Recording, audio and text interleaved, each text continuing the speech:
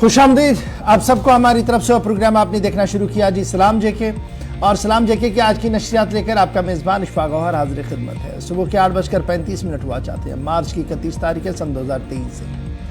और हस्बे बात है जब आपके सामने ट्रांसमिशन लेकर आते हैं मॉर्निंग शो में, तो कोशिश करते हैं कि आपको बाखबर करें जम्मू कश्मीर के हर छोटी बड़ी खबर से। न सिर्फ जम्मू कश्मीर के हालात वाक़ात पर हमारी नज़र रहती है, बल्कि मुल्क के अंदर सियासत पर भी नज़र रहती है, और बैनुल-अक़वामी सतह पर भी जो अहम तरीन वाक़ात होते हैं उस पर भी हम नज़र रखते हैं और बात करने की कोशिश करते हैं। आज भी 3 पड़ावों पर प्रोग्राम आपके सामने रखने की कोशिश करेंगे। पहले और दूसरे पड़ाव में सिर्फ खबर होगी, तीसरे पड़ाव पर यानी 9:40 पर आएंगे तो वक्फे से आपकी फ़ोन कॉल्स को लेना भी शुरू करेंगे। कुछ तकनीकी वजूहात की बिना पर हम ज़्यादा कॉल्स नहीं ले पाएंगे, लेकिन आज हमारी कोशिश रहेगी कि आपको ज़्यादा से ज़्यादा मौका दिया जाए, आपकी फ़ोन कॉल्स को लिया जाए। और फिर आप हमारे साथ टीवी के साथ साथ कहाँ पर ज्वाइन करेंगे, टीवी पर आप हमें देख रहे हैं, अगर आप बैरून रियासत है, बैरून मुल्क जा रहे हैं, सफ़र कर रहे हैं, तो आप हमारे साथ लगातार ज्वाइन करेंगे जी। हमारी फेसबुक की पेज पर 2 ऑफिशियल पेज से, यूट्यूब पर करेंगे जहाँ पर तमाम नशरियात आपके साथ हम वक्फे से रख देते हैं। उसके बाद जी ट्विटर, इंस्टाग्राम और कू पर हमारे साथ आप ज्वाइन करेंगे। हमारी ऑफिशियल वेबसाइट www.gulistannews.in पर जरूर लॉग इन कीजिएगा, शेयर कीजिएगा, सब्सक्राइब कीजिएगा उसे, और हमें बताइएगा कि मजीद क्या कुछ बेहतरीन सोशल मीडिया प्लेटफॉर्म्स में आप देखना चाहते हैं, और स्पेशली हमारी ऑफिशियल वेबसाइट पर जहां पर 3 जुबानों में आप लगातार खबर देखते हैं, हिंदी, उर्दू और अंग्रेजी में। फिलहाल बढ़ते हैं जी आगे और करते हैं खबरों का आगाज। और खबरों का आगाज करने से पहले जरा तारीख के पन्नों को भी पलटने की कोशिश करते हैं, और 31 मार्च में माजी में क्या कुछ हुआ जरा फटाफट से पहले इस पर नजर डालते हैं। मेरे दोनों साथी दिल्ली स्टूडियो में मेरे साथ ज्वाइन कर चुके हैं, ज़हूर और आसिफ रशीद। शुरुआत करेंगे प्रोग्राम की। आसिफ, खुशामदीद, गुड मॉर्निंग, बहुत बहुत शुक्रिया आप सभी का ज्वाइन करने के लिए। दिल्ली के स्टूडियो से हम राह रास्त आपके साथ हैं। तो हिस्ट्री ऑफ द डे में खास क्या है, सबसे पहले आपको वो बताते हैं। इतिहास क्या कुछ कहता है, पन्नों को जरा पलटते हैं। कुछ इंपॉर्टेंट पॉइंट्स एक लंबी लिस्ट से निकालकर आपके लिए लाए हैं आज के दिन की मुनासबत से, वो आपको बताएंगे। 31 मार्च 2023 आज है, आखिरी दिन मार्च का। 1504 में अंग्रेजी कैलेंडर के मुताबिक सिखों के दूसरे गुरु अंगद देव जी की पैदाइश आज के दिन हुई। 1867 में बंबई, मौजूदा वक्त में मुंबई, जहां पर प्रार्थना समाज का क़याम अमल में लाया गया। 31 मार्च 1870 को आज ही के दिन अमेरिका में पहली बार किसी सियाह फाम शहरी ने वोट डाला। वोटिंग राइट्स जो थे वो मिले थे, और उसके बाद ये पहला इस तरह का इक़दाम था। 1889 में फ्रांस का मशहूर आईफिल टावर सरकारी तौर पर खोला गया। आज के दिन इफ्तिताह हुआ 31 मार्च को 1889। 1979 में आज के दिन 31 मार्च को माल्टा की आजादी का दिन है, और बरतानवी फौजों का जो आखिरी दस्ता था वो यहां से इनखला कर गया था। इनखला मुकम्मल हुआ था, डीएस्केलेशन हुआ था। साल 1983 में कोलंबिया में जल्जला आया। तबाहकुन जल्जले में 5000 लोगों ने अपनी जान गंवा दी। 31 मार्च के दिन तबाहकुन जल्जला कोलंबिया के लोगों को देखना पड़ा। 1933 में आज के दिन एडोल्फ हिटलर ने जर्मनी में इक्तदार संभाला, उसे जिम्मेदारी मिली, और फौजी सरबराह जहां वो बना था वहां से आते आते सिविल हुकूमत में दाखिल होने का रास्ता जो था वो आज के दिन उसने शुरू किया। आगाज आज के दिन हुआ 1933 में। साल 2011 में मर्दमशुमारी के मुताबिक हिंदुस्तान की आबादी बढ़कर 121 करोड़ हुई। आज के दिन 31 मार्च 2011 को ये आदादुशुमार सामने आया। उसके बाद 10 साल बीत गए, बल्कि 12-13 साल बीतने वाले हैं। शायद ये तादाद और भी काफी ज्यादा बड़ी होगी, लेकिन आज के दिन मर्दमशुमारी के मुताबिक पता चला कि कितनी आबादी हिंदुस्तान की है। तो ये हिंदुस्तान और आलमी तारीख में चंद अहम वाकयात थे, आपके सामने रखना जरूरी था। हिस्ट्री ऑफ द डे के बाद मौसम सबसे पहले आपको बताएंगे कि जम्मू कश्मीर से लेकर नई दिल्ली तक क्या कुछ ताज़ा तरीन सूरत हाल है शुमाली भारत के अंदर, जहां पर सर्दी का एहसास पिछले 24 घंटों के दौरान हुआ है। और एक बार फिर से महकमा मौसमियात के मुताबिक आइंदा 2-3 दिनों में बारिश और हल्की बर्फबारी बालाई इलाकों के अंदर होगी। इस तरह की सूरत हाल से गुजरना पड़ेगा। और इधर महकमा मौसमियात की तरफ से कल ही आज दिन की सूरत हाल को सामने रखते हुए इसके मद्देनजर ऑरेंज अलर्ट जारी कर दिया था बहुत सारे इलाकों के अंदर, जहां पर मूसलाधार बारिश हुई है पिछले 24 घंटों में। तो उस सूरत हाल को भी सामने रखा गया, लेकिन साथ ही साथ 5 अप्रैल तक वक्फे से कुछ इलाकों में और कुछ इलाकों में मुसलसल बारिश का भी इम्कान जाहिर किया गया है, वादी कश्मीर के साथ जम्मू के कुछ एक इलाकों में। कल हल्की धूप के बीच महकमे मौसमियात ने आज से ऑरेंज अलर्ट जारी कर दिया, यानी आज पूरे दिन के लिए ऑरेंज अलर्ट है। और आज से 5 तारीख तक जिस तरीके से महकमे मौसमियात की पेशन गोइयां सामने आ रही हैं कि कम से कम आज से 3 अप्रैल तक वसी पैमाने पर बारिशें, गरज चमक और ज़ालाबारी के साथ साथ हल्की बर्फबारी का भी इम्कान और पेशन गोइयां जो है वो कर दी गई है। और जब महकमे मौसमियात की ये पेशन गोई सामने आई है तो ये भी बात याद रखिएगा कि महकमे बागवानी के साथ जुड़े लोगों को भी अगर दवा पाशी करनी है और बागात के अंदर कोई काम करना है तो उस सिलसिले में उनके लिए भी एहतियात बरतने के लिए एडवाइजरी जो है वो जारी कर दी गई है और कहा गया कि तभी दवाइयों का इस्तेमाल करें जब मौसम साजगार हो। फिलहाल खबर ये है कि आज के दिन के लिए ऑरेंज अलर्ट है और कल से आज से 3 अप्रैल तक लगातार बारिशों की पेशन गोई है। 5 तारीख तक मौसम इसी तरीके का रह सकता है और इस बीच पूरे जम्मू कश्मीर के अंदर मतला बरालूद रहेगा और कहीं पर हल्की कहीं पर दरमियाना दर्जे की बारिशें होंगी। पहाड़ी इलाकों में फिर से एक बार ज़ालाबारी के साथ साथ बर्फबारी का इम्कान भी लगाया जा रहा है। ताहम महकमे मौसमियात की इस पेशन गोई के बीच श्रीनगर जम्मू कौमी शाहराह पर कल पूरे दिन गाड़ियों की आवाजाही जारी रही और आज भी सुबह सुबह श्रीनगर जम्मू कौमी शाहराह पर गाड़ियों की आवाजाही जारी है। इधर महकमे मौसमियात की पेशन गोई के बीच महकमे ट्रांसपोर्ट और ट्रैफिक डिपार्टमेंट ने भी तमाम सार्फिन से ये गुजारिश की है कि सफर करने से पहले जरूर ट्रैफिक कंट्रोल यूनिट और दीगर जिम्मेदारों के साथ राब्ता करें ताकि श्रीनगर जम्मू कौमी शाहराह पर वो किसी भी तरीके से ना फंसे। इधर महकमे मौसमियात की पेशन गोई के मुताबिक जम्मू के अंदर कम से कम दर्जा हरारत 29.4 डिग्री कल पूरे दिन रिकॉर्ड किया गया और कम से कम दर्जा हरारत जो था वो 18.5 डिग्री सेल्सियस रिकॉर्ड किया गया। लेह टाउन के अंदर दर्जा हरारत जो है वो 3 डिग्री तक चला गया था और वहां पर कम से कम दर्जा हरारत जो है वो 11.3 डिग्री भी रिकॉर्ड किया गया। और जम्मू के बाद जब हम कश्मीर की बात करते हैं तो सूबा कश्मीर के भी अंदर भी कल हल्की धूप के बीच रात का दर्जा हरारत थोड़ा सा गिरता हुआ नजर आ रहा है, यानी थोड़ी सी ठंडी कल एक बार फिर देखने को मिली है। तो ये तो था जनाब मौसम का हाल और मौसम के हाल के बीच महकमे बागवानी के साथ जुड़े लोगों के लिए भी एडवाइजरी कि जनाब मतला बरालूद रहेगा, बारिशें आ सकती है, इसलिए अगर आपने स्प्रे करना है, दवाइयां छिड़कनी है तो माहिरीन के साथ मशवरा करके ही आप अपने बागात का रुख करें। चलिए जनाब महकमे मौसमियात की पेशन गोई के बाद जरा एक और पेशन गोई की ओर चलते हैं और बात करते हैं कॉम्पिटेंट ऑडिटर जनरल की रिपोर्ट, यानी उस आजाद इदारे की जो एक एक पैसे का हिसाब रख रहा है पूरे मुल्क के अंदर। लेकिन जब रिपोर्ट और बही खाता ऐवान के अंदर पेश किया गया तो जम्मू कश्मीर के हर शोबे पर सवालिया निशान उठ रहे हैं और पब्लिक सेक्टर अंडरटेकिंग्स को लेकर एक बार फिर कॉम्पिटेंट एंड ऑडिटर जनरल ने अपनी ताजा रिपोर्ट में सवाल उठाए हैं और साफ कर दिया है कि 13 पब्लिक सर्विस अंडरटेकिंग्स ऐसी हैं, पीएसयूज ऐसी हैं जो मुकम्मल तौर पर जो मालियाती खुद मुख्तारी उन्हें थी वो खो चुके हैं और लगातार वो खसारे की ओर जा रहे हैं और हुकूमती सतह पर यानी इंतजामी सतह पर इन्हें बचाने के लिए एक बड़ा कदम उठाने की जरूरत है। इतना ही नहीं, ये भी कहा गया कि जो स्टेट एक्सचेकर है यानी खजाने आमरा जो है, इन पीएसयूज के चलने से खजाने आमरा को भी एक भारी नुकसान दो चार हो रहा है, उठाना पड़ रहा है और जरूरत यह है कि इनकी फंक्शनिंग को बेहतर बनाया जाए, एचआर को बेहतर बनाया जाए और कम खर्चे में ज्यादा से ज्यादा काम हो उसकी ओर तवज्जो देने की जरूरत है। मालियाती इदारे कॉम्पिटेंट एंड ऑडिटर जनरल ने जो रिपोर्ट जारी की है उसके मुताबिक 31 मार्च सन 2022 को जो रिपोर्ट टेबल की गई पार्लियामेंट के अंदर, उसमें यह कहा गया ऑडिट इंस्टीट्यूशन की तरफ से कि 17 पीएसयूज ऐसी हैं जी जिन्होंने साल 21-22 के दौरान भी कोई कारकर्दगी बेहतर नहीं की और इसमें जो मालियाती खसारा है वो तकरीबन 186.22 करोड़ रुपए तक चला गया है। और इसी तरीके से 21-22 के अंदर कुछ इदारे ऐसे भी हैं जिन्होंने अपना कैपिटल इन्वेस्टमेंट भी मुकम्मल तौर पर खत्म कर दिया है। और उसके बाद जब आप इसको देखेंगे, जिन्हीं पीएसयूज के बारे में बात कही गई है और जो लिस्ट एनक्लोज की गई थी उसमें कहा गया था कि JK agro industries limited corporate, Jammu Kashmir agro industries development corporation limited, ये राडार पर है जी। Jammu Kashmir horticulture production marketing and processing corporation, इसको राडार में रखा गया है। Jammu Kashmir schedule caste schedule tribe backward class development commission limited, इसको भी कहा गया कि कोई भी जनाब कारकर्दगी बेहतर नहीं है। Jammu Kashmir state industrial development corporation फिर एक बार सुर्खियों में है। जम्मू कश्मीर इंडस्ट्रीज लिमिटेड सुर्खियों के अंदर है।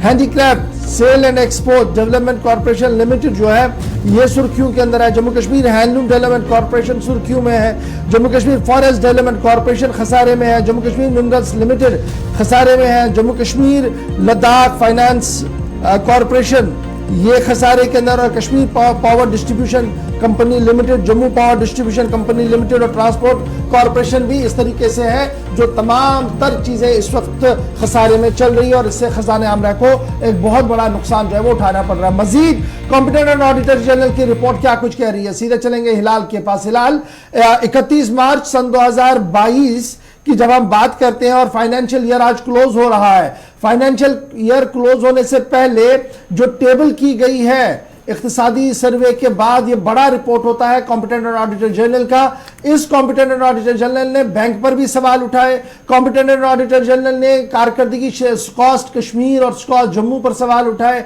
और अब पब्लिक सेक्टर अंडरटेकिंग PSUs का मामला है। इससे पहले भी हम देखते थे कि मखलूत हुकूमतें थी या मजबूत हुकूमतें हुआ करती थी तो पब्लिक सेक्टर अंडरटेकिंग्स में बड़े सवाल हुआ करते थे और उनको बचाने की तरकीबें भी की जा रही है। लेकिन इस बार जो आदाद शुमार आए हैं क्या कुछ कह रहे हैं और किस तरीके का रिपोर्ट है?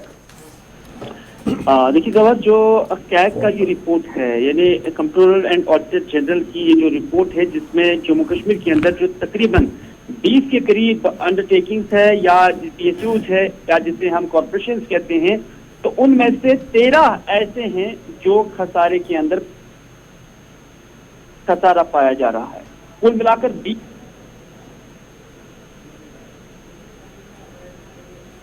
इसमें बड़ी बात यह है कि जो खसारा साल 2019 और 20 में 1354 करोड़ के आसपास था, यानी 1354 करोड़ के आसपास था।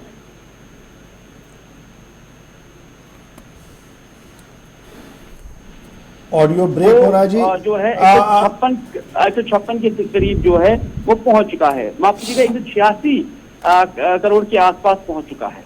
तो इस तरह से जो नुकसान साल 2019-20 के अंदर था उसके मुकाबले में पिछले साल ये जो खसारा है ये बहुत कम हो चुका है। तो एक क्रेडिट, कोई शक नहीं कि जो सरकारी खजाने आमरा पर जो दोबारा से हिलाल के पास चलने की कोशिश करेंगे, लगातार ब्रेकअप ऑडियोज में हो रहा है तो इसलिए जरा दोबारा उनके पास चलेंगे। लेकिन बड़ी खबर जो हम आपको बता रहे हैं वो ये है कि कॉम्पिटेंट एंड ऑडिटर जनरल ने जो रिपोर्ट जारी की है और इस रिपोर्ट को ऐवान के अंदर रखा गया है, और ऐवान में आने का मतलब कि 100% ये ऑफिशियल डॉक्यूमेंट होता है। 17 PSUs लगातार खसारे में जा रही हैं, 21-22 का हवाला दिया गया और उससे पहले का भी हवाला दिया गया, और टोटल लॉस जो बताए गए हैं जी जो 17 PSUs के हैं वो 185 करोड़ से ज़्यादा बताया गया है कुछ में, और कुछ PSUs 117 करोड़ तक भी चली गई हैं।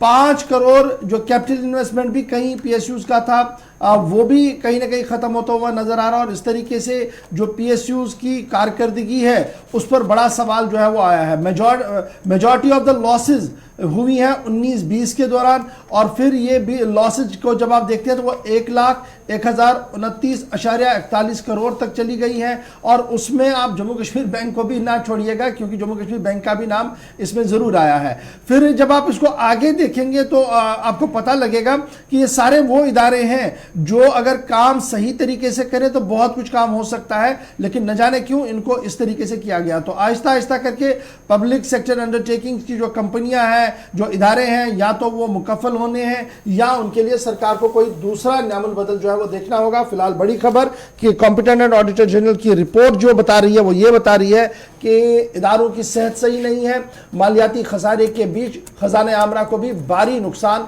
उठाना पड़ रहा है। फिलहाल जरा अपडेट कीजिएगा, आपको ऑडियो ब्रेक हो रहा था जल्दी से।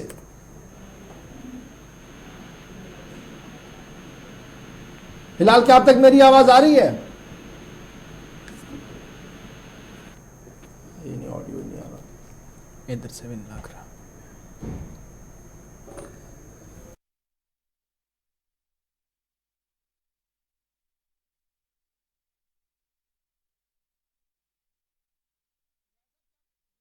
आवाज आ रही है?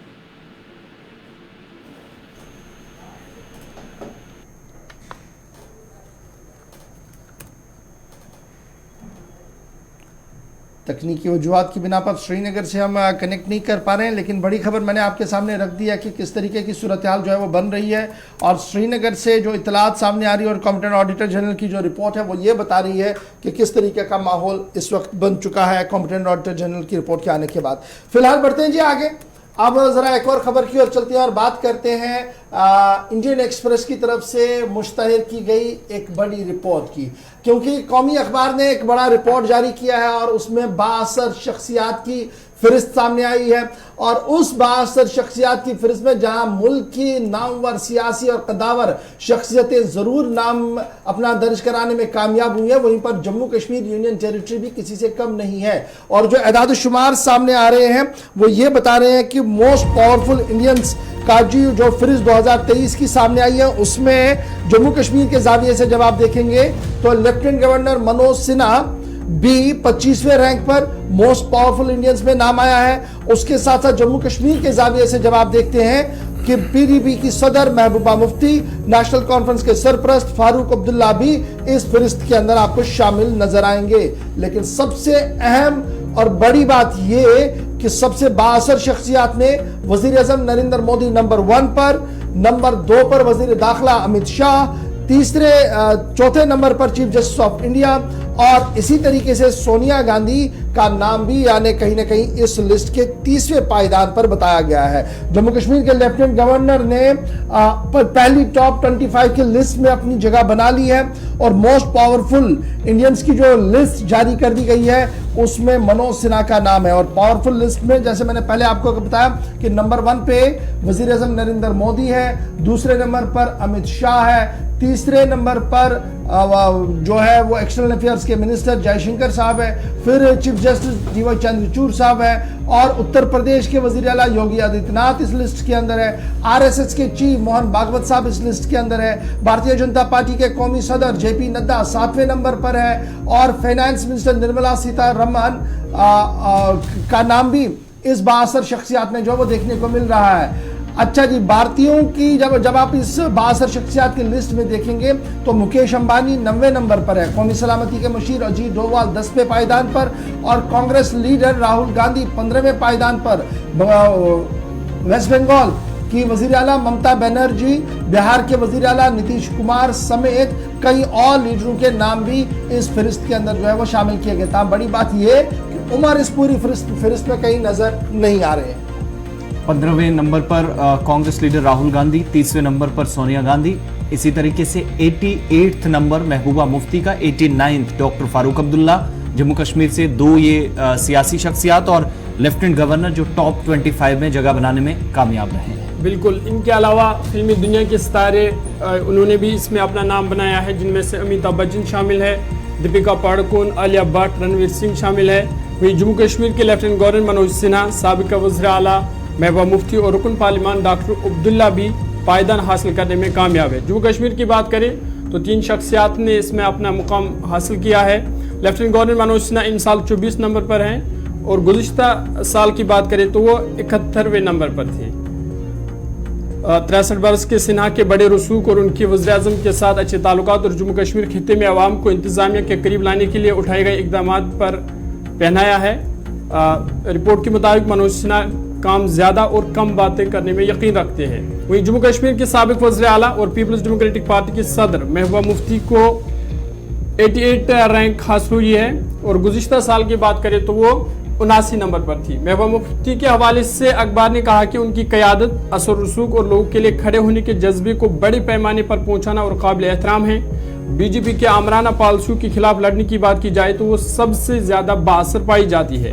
वहीं जम्मू कश्मीर के साबिक वज़ीर आला, नेशनल कॉन्फ्रेंस सदर और रुकन पार्लिमान डॉक्टर फारूक अब्दुल्ला इस लिस्ट में 79 पायदान पर है और गुज़िश्ता साल की बात करें तो डॉक्टर फारूक अब्दुल्ला इस लिस्ट में नहीं थे। वहीं पे उमर अब्दुल्ला भी इस फहरिस्त में अपना नाम नहीं बना सके।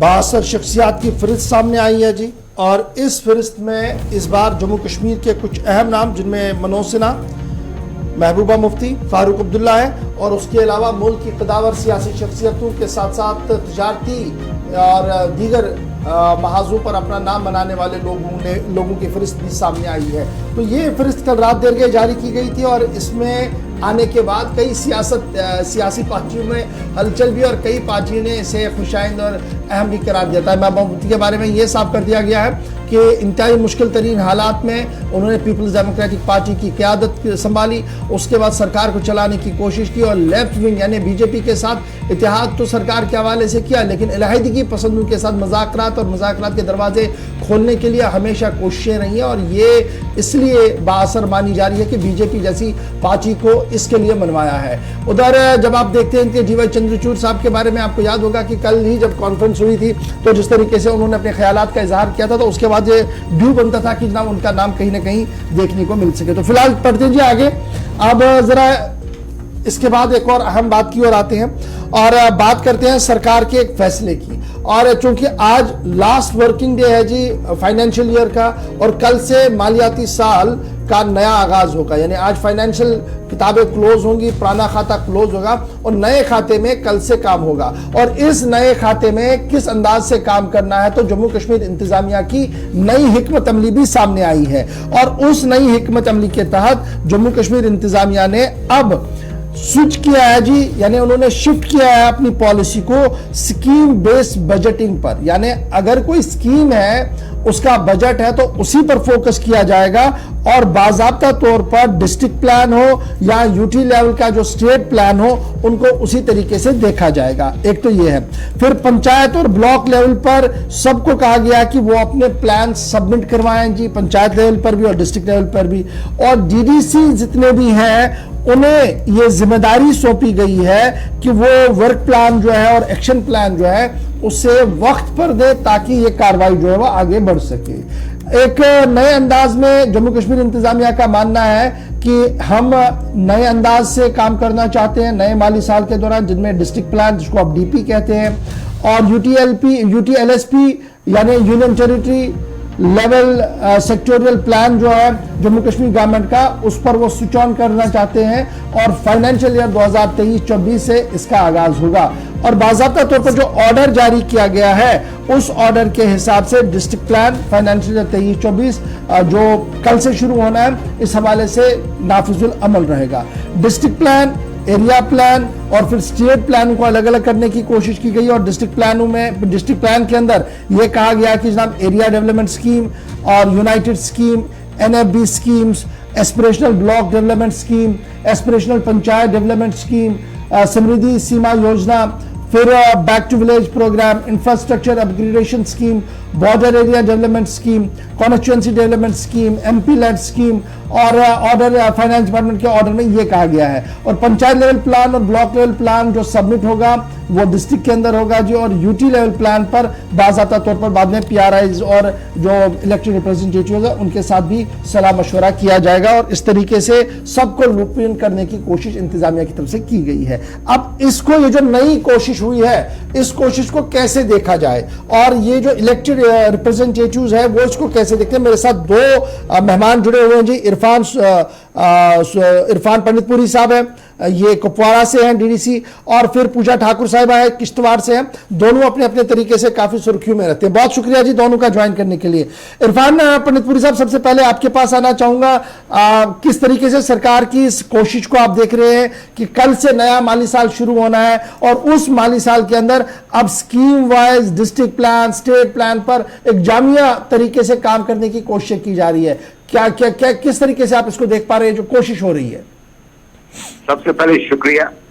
जो कल के एक तवारीखी फैसला आ गया, जो पिछले 2 साल से हम कह रहे थे कि आप इम्पावर कीजिए DDC काउंसिल को, पंचायत को आप इम्पावर कीजिएगा, क्योंकि बहुत सारी स्कीमें हैं जिसे डिस्ट्रिक्ट लेवल पे किया जाता था, या तो डिप्टी कमिश्नर करता था या प्लानिंग कमेटी करती थी। हम ये सोचते थे कि जो लोग हैं जो आइडेंटिफाई पंचायत में लोग होते वो शायद डिस्ट्रिक्ट लेवल पे आइडेंटिफाई नहीं होते और जो हक है वो जो उनके लिए हक होता है उन तक पहुंचता नहीं। हम वेलकम स्टेप करते हैं जो कल गवर्नमेंट ने ऑर्डर निकाला, जितने भी जो अब तक जो हमारा DDC काउंसिल था वो महदूद हुआ करता था खाली PRI फंड्स के लिए। PRI फंड उसमें उनने सबसे ज्यादा एक इम्प्लीमेंट सीधी पंचायत किया गया था, तो उसके वो उसकी टोटल जो उसकी वो ताकत वही थी। अब मेरे ख्याल में DDC काउंसिल को बहुत अच्छी तरीके से एम्पावर किया गया। ये बहुत ही वेलकम स्टेप है on the behalf of entire DDC council Kupwara. मैं गवर्नर साहब को मुबारकबादी देता हूँ इसके लिए। अब हमें लगता है कि जिस एरिया पे हमारे को आइडेंटिफाई हो जाएगा, जैसे बहुत सारी स्कीमें जो सेंट्रल स्पॉन्सर्ड स्कीम्स भी हुआ करती थी, जो हमारी को जानकारी नहीं हुआ करती थी, जो खाली प्लानिंग और डिप्टी कमिश्नर तक महदूद था, वो इंशाल्लाह इम्प्लीमेंट हो जाएगा। तो हमारी ये कोशिश होगी जो उसके हकदार है उन तक अपना हक पहुंचाना। बहुत शुक्रिया इरफान सुल्तान पंडितपुरी साहब, चेयरमैन डीडीसी कुपवारा। पूजा ठाकुर साहिबा भी मेरे साथ है। वेलकम है मैडम, बहुत शुक्रिया जी ज्वाइन करने के लिए। पूजा ठाकुर, ये जो सरकार का डिसीजन आया है, इरफान साहब कह रहे हैं कि मोस्ट वेलकम है जी, उम्मीद है कि और ज्यादा ट्रांसपेरेंसी से होगी। क्या आप मानते हैं कि सूरत हाल कदरे बेहतर होगी इससे, और जो शिकायतें हैं, जो मामलात पिछले कई सालों से चल रहे थे, वो खत्म होंगे? देखिए, मैं थोड़ा सा इसमें ऐड करना चाहूंगी। जो भी कल ऑर्डर पास हुआ है एलजी गवर्नमेंट की तरफ से, हम इस चीज को वेलकम करते हैं कि बहुत सारी सेंटर स्पॉन्सर स्कीम्स हैं जो अभी भी हमारे जो फार फ्लंग एरियाज है वहां तक नहीं पहुंच पा रही है, क्योंकि आपको भी पता टेंडरिंग प्रोसेस इतना टफ हो गया है और कंट्रैक्टर्स भी आगे नहीं आ रहे हैं। तो हम ये चाह रहे थे कि अगर ऐसा कुछ सरकार कर रही है तो हम सब जो है इसको वेलकम करते हैं। बट मेरा मानना ये है कि ये जो चीजें ये सिर्फ पेपर्स तक ही ना रहें, इम्प्लीमेंट अगर हो तो ऐसा हो कि, क्योंकि मैं अपने डिस्ट्रिक्ट की बात करूं, इम्प्लीमेंटेशन होती है हमें पता ही नहीं होता है, हमें बताया ही नहीं जाता है। तो आपके माध्यम से मुझे ये पता चला है कि ऐसा एक ऑर्डर जो है कल रात को पास हुआ है, और एज ए डीडीसी चेयरपर्सन मुझे लगता है कि अगर एक सशक्त आपको ये पंचायती राज करना है तो ऑब्वियसली हर एक जन जन तक ये स्कीम्स को पहुंचाने के लिए जो है हमें कड़ी मेहनत करनी पड़ेगी। और ये जो फंड्स दिए जाएंगे हम लोगों को, जो हम जैसे कि अभी इरफान साहब ने भी कहा कि जिस चीज से हम महदूद थे वो हमें मिल सकती है। बट मेरा ये मानना है कि एज ए डीडीसी चेयरपर्सन मुझे ये लगता है कि जो हमें फंड्स प्रोवाइड किए जाते हैं अपने काउंसिल में, वो एक तो बहुत ही इनसफिशिएंट है, नहीं पूरा हो पा रहा है हमारे पंचायतों तो ये जो नया पैटर्न यूज किया गया, क्या इससे वो ग्रीवेंसेस खत्म होंगी? मैं वही चीज आपको बोलना चाह रही हूँ कि अगर खत्म होंगे तो एक अच्छा स्टेप है, और अगर नहीं खत्म होंगे तो मुझे लगता है कि ये फिर से एक वही सिर्फ पेपर वक्त तक ही महदूद ना रहे। तभी मैंने कहा ग्राउंड में इस चीज का इम्प्लीमेंटेशन हो। हम लोगों को जो है, मेरे को लगता है कि थर्ड टायर सिस्टम जो डीडीसी का बनाया गया है, उसमें जो चेयरपर्सन बनाए गए हैं, मुझे लग रहा है कि वो सिर्फ एक बस दिखाने के लिए कि मीटिंग्स में एंड कहीं पे भी कि भाई ये चेयरपर्सन इनके पास ये पावर्स हैं, ये ऐसे यूज करते हैं। बट जो ग्राउंड रियलिटी है वो इससे परे है, वो इससे बिल्कुल परे है। चलिए, बहुत शुक्रिया पूजा ठाकुर हमारे साथ ज्वाइन करने के लिए और ये एक्सपेक्ट करने के लिए कि हालात बेहतर हो। डॉक्टर हरबख्श सिंह साहब हमारे साथ है, इलेक्टेड रिप्रेजेंटेटिव है साउथ कश्मीर पुलवामा से।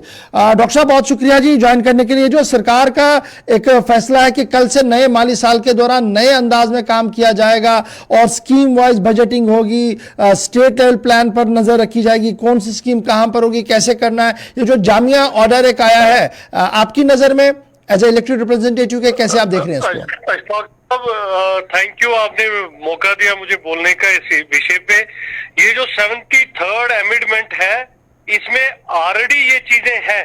जब हमारी पिछली बार ऑनरेबल एलजी साहब हमारे पुलवामा में आए और हमारे साथ उनकी मीटिंग चल रही थी, तो मीटिंग में जब गवर्नर साहब ने पहली बात पूछी, जब हमारे डीसी साहब ने शुरुआत की, तो उन्होंने कहा कि ये जो कैपेक्स बजट है, हमारे पूरे डिस्ट्रिक्ट पुलवामा का जो सारा बजट है, पीआरआई और कैपेक्स है, ये जी सारा यही लोग बनाते हैं। बट वो सच्चाई नहीं है। 73rd अमेंडमेंट में ऑलरेडी ये सब कुछ था। आज भी जो ऑर्डर जिस वक्त निकला, ये सारा कैपेक्स प्लान ऑलरेडी बन चुका है। तो जो पीआरआई का पंचायत का है, जो बीडीसी का है और डीडीसी का है, कैपेक्स बजट कभी भी रूट थ्रू काउंसिल नहीं हुआ। लेकिन क्या अब ये उम्मीद लगाएं कि अब ये रूट थ्रू होगा? लेकिन प्लान सारा कुछ रेडी हो चुका है। आज की डेट में ये काउंसिल में डालते हैं, तो काउंसिल इसमें अगर कल अमेंडमेंट चाहती है या काउंसिल इसमें कुछ चाहती है तो कैसे करेगी? यहाँ से 31 मार्च आपका निकल चुका और आपने प्लान 5 तक। चलिए, तकनीकी ऑप्शन है सर्कुलर, इसमें सर्कुलर निकला, लेकिन उस टाइम पे सर्कुलर निकला जब ये सारा कैपेक्स बजट बना के इन लोगों लेकिन अब ये नए माली साल के ना, देखिए कैपेक्स बजट तो पिछला था ना, अब ये नया वाला जो है इसमें क्या प्लानिंग हो गई है? साहब नए वाले की बात करता हूँ, सब कुछ करके इन्होंने रेडी रखा है। काउंसिल के थ्रू रूट करने के लिए पहले काउंसिल को भेजा जाता है कि काउंसिल इस पे नजरसानी करे, इस पे देखे ये बजट कहाँ से आया है। अगर एग्रीकल्चर डिपार्टमेंट ने दिया है, सेरिकल्चर ने दिया है, दूसरे डिपार्टमेंट 29 डिपार्टमेंट जो डिस्ट्रिक्ट के होते हैं उन्होंने जो अपना प्लान दिया है उसकी इंडिविजुअल कॉपी काउंसिल को पहले आनी चाहिए। काउंसिल उस पर गौर खोज करे, ना कि बंद के बजट आना चाहिए कि काउंसिल को आओ जी इस पे दस्तखत करो।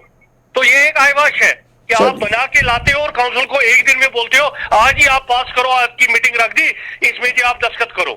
चलिए, बहुत बहुत शुक्रिया जी डॉक्टर साहब ज्वाइन करने के लिए। पंडितपुरी साहब वेलकम कर रहे हैं। पूजा ठाकुर को अप्रेहेंशन है और उसी तरीके के अप्रेहेंशन बता रहे हैं डॉक्टर बक्सिंग साहब, कह रहे हैं कि जनाब प्लान तो आपने पहले बना लिया है, अब सिर्फ कॉपी हमारे पास आनी है एग्जीक्यूशन के लिए, और ये बड़ा लेट हो गया जो ऑर्डर, ये पहले होना चाहिए था जब तमाम मामला चल रहे थे। फिर बात हमने रख दी आपके सामने, छोटा सा ब्रेक होगा जी, यहाँ पे ब्रेक के उस पार आएंगे तो जरा बात सुप्रीम कोर्ट की करेंगे और फिर आगे बढ़ते हुए कुछ और भी मामला आता है। छोटा सा ब्रेक के फौरन बाद खबरों का सिलसिला जारी रहेगा।